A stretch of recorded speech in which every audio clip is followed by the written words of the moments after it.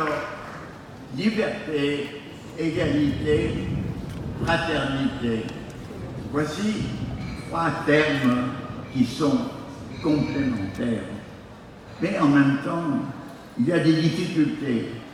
Pourquoi? Parce que la liberté, et surtout la liberté économique, tend à détruire l'égalité.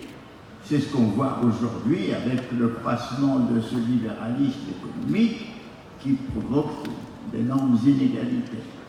Par contre, si vous voulez imposer l'égalité, eh bien, vous attentez à la liberté. Donc, le problème est de combiner les deux. Et quant à la fraternité, alors que vous pouvez faire édicter des lois qui permettent la liberté, que vous pouvez faire des lois qui imposent de l'égalité, mais vous ne pouvez pas faire des lois qui imposent la fraternité. La fraternité ne peut pas venir d'une injonction supérieure, elle doit venir de nous.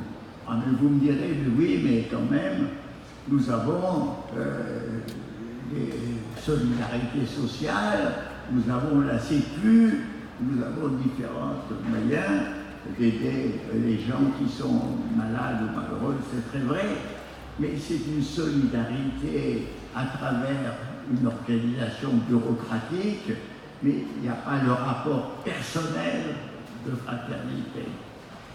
Donc la fraternité pose un problème et se demander, mais d'où est sa source? La source de la fraternité, elle est dans l'être humain. Pourquoi? Parce que tout individu humain a comme deux logiciels antagonistes en lui.